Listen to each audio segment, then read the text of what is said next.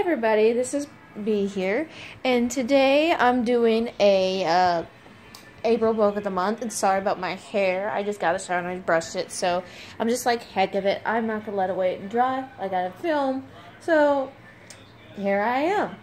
And the book of the month for April is Nicholas Sparks' The Last Song.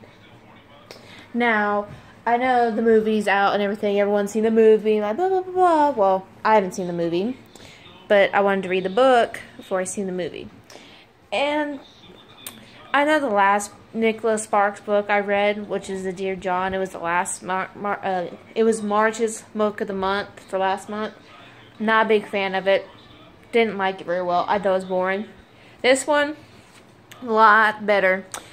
Since from beginning to end. I mean, it wasn't exciting, but it was interesting enough for me. I would read it. So that's a good thing. I never thought the reason why the last song was how the ending ended. It's very heartwarming, let's put it that way. And it's kind of like a cliche, sort of, about teens and them and their rebel ways and stuff like that, or young adult. I should say young adult too, as well. But I mean, some teens, yeah, but not all teens. But it has the cliche of the crazy teen just trying to get herself in trouble or getting out of trouble. And but otherwise, it was pretty good. One thing I liked about it and what I didn't like about it is there's not much romantic scenes, but I also liked that as well, because in a way, the author gives the illusion it's about a love story. I mean, it is a love story. It's considered a romance love story. But at the same time, it's not. It's about something completely different. Like, what's the word I'm looking for? Shoot, I know the word, but I can't think of it off the top of my head right now. Or out and exert out of my mouth. But it gives it illusion that is just a love story when it's actually just not. It's actually, there's more to the story than meets the eye.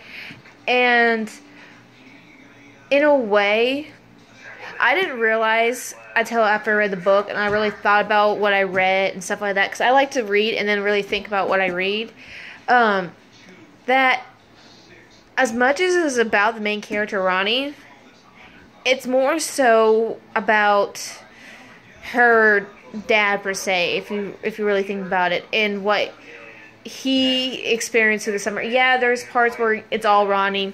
You get to see her point of view, and it's talking about her romance and just life itself and her friendships. But in a way, I feel like Ronnie is not fully the main focus. She's there, but the real focus is not really on her. It's really on her father, if that makes any sense. Like, Ronnie is the main character, yes. But underneath the shadows and everything else, or underneath, what's the word I'm looking for? Underneath all of the illusion, I think it's mostly about her dad.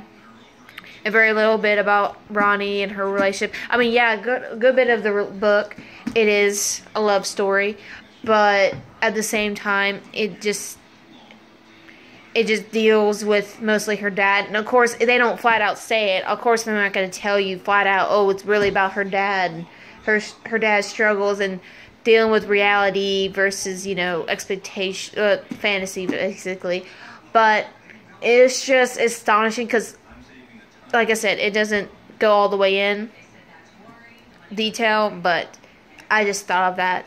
So, by the way, I recommend it. It's a really good book. I will eventually see the movie, but yes, I would highly recommend it to anybody who likes romance books. Sorry, I was looking outside because I was seeing if it was raining outside. But overall, I would highly recommend it. I think it's a very good storytelling. And the best part about these chapters is every time you open a chapter, it has a character's name. So, like, say example chapter so and so, it says Ronnie up top underneath the chapter, it's because it's basically talking through her eyes. Like, the story's coming from her. So you know exactly, which character is what, and blah, blah, who's speaking, stuff like that. And that's what I liked about it, too, is because, it lets you know who's speaking.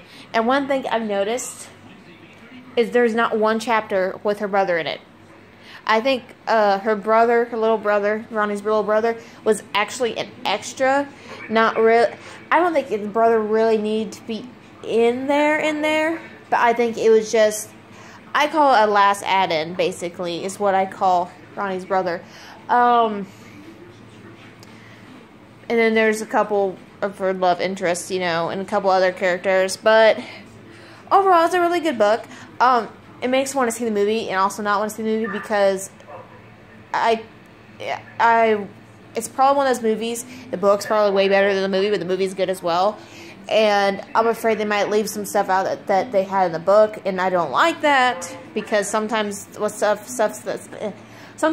the book is really important, and a lot of times they cancel it out in the movies, and I think that's really wrong because they messed up on the Hunger Games. Because if you guys read the book, this is no association with the book, but if you read the book, just the pen itself meant something different than what they made in the movie, and they kind of screwed it up. That's why I'm kind of hesitant the same way of watching the movie for this, because, like I said, you have to read the book to understand, because I'm sure in the movie, it'll be more highlighted as a love story between Ronnie and Will, her boyfriend or whatever. And in the book, of course, it addresses it, and, you see the romance, but there's an other underlying message in it, underlying tone, that probably won't be covered in the movie as much as the book did.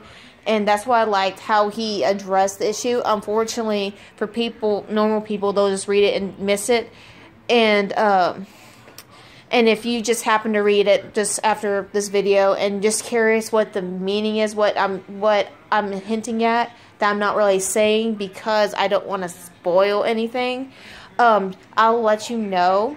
Just message me privately, whether it's on other social medias or on YouTube. I'll figure out how to message you on YouTube because I still don't know how to do that.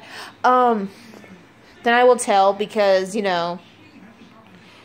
I just want people to figure out first what the real message is, not a love story. But otherwise, it's really good. I just wish the subtle message behind it would be more clear, but I think that's a good thing he didn't fully put it out there, basically. So, but anyway, this is my April Book of the Month review, and it is The Last Song by Nicholas Sparks, and thank you for tuning in.